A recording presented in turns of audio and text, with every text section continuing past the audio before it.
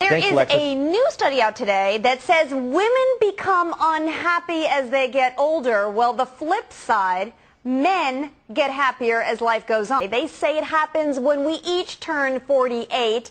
And of the major factors coming down, it's all about money. Now, what's that all about? We're going to debate it. Marc Rudov is a no-nonsense man, and Tracy Byrnes, our Fox Business reporter, joins me to tell us what's really going on. Tracy, is this true? Come on. I mean, come on. All right, first of all, don't get me started. I know you've missed me, Mark. First of all, this study was conducted by mostly men. And when men conduct anything, they talk about their finances because men judge themselves by the size of their wallet, toys. Okay. Dare I say?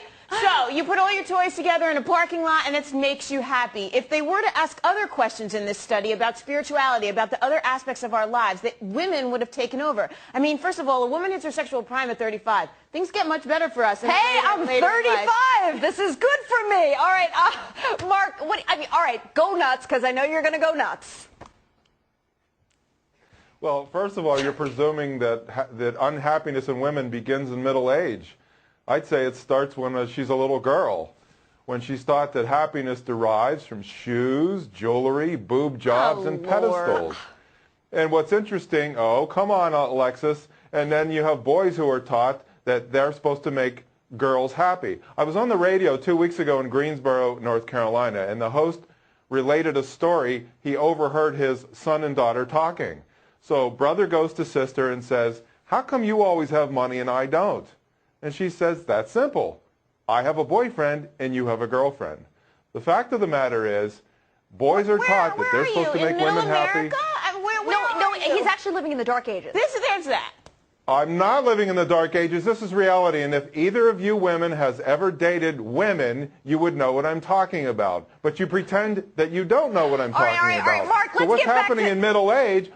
What's happening in middle age here is that women who bring 70% of divorces are divorcing the men that they never wanted to marry to begin with, and so now that's what's making the men happy. That's interesting because we control the household spending, don't we? Because we're working more than ever. All right, let's get back to the survey, though. Well, I just think this whole notion of basing your happiness on material goods is part of the problem, hence part of the reason that this thing was run by men in the first place. If there were women on the panel, Tracy. If there were women on the panel, they would, I mean, ask any woman if she would choose her car over her children, and she'd take the kids any day, whereas I would question a lot of men out there, quite frankly. Tracy, I can't believe what I just heard you say. There's a reason that women live longer, Mark. Let me tell you. It is because we are stronger and we are happier at the end of the day than most men, and that is factual, and you know it. I'm about to end this man's whole career. What career? But I'm not a rapper. What? When men are married to women who scream like you, they just want to die sooner. When you have women going around, you're divorced. Tracy, she left you. Let's put that on the table if you want to play this game. Tracy, yes. When women go around comparing their engagement rings to show off who got the most carats, don't tell me that women don't compete. Mark, don't tell me that women don't compete on material possessions. Care about that kind of stuff, Mark. All right, Mark, get out more. Women compete on houses, divorce settlements, carats, country clubs. Women compete on money all the time. Give me a break. Well, wait a second. Women in your life, buddy. Well, Mark, wait a second. The stature of a lot of men is measured in the car they drive, the golf country club they belong to, and very much the place they live in. You have to admit that. And whether or not their wives are staying at home and not working. That's exactly what I said at the beginning. That's because men are taught that men are taught that they have to make women happy. The fact of the matter is, you can't make anybody happy. You have to make yourself happy.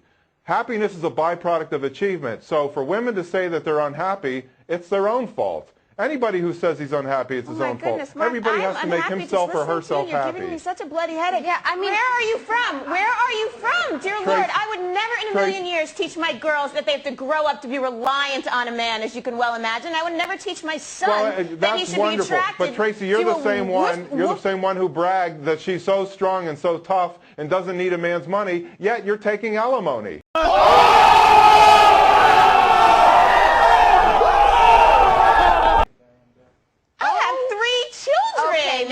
Mark, you know what? So, but This you don't is need it. a man's Yeah, money. All right, well, that's it.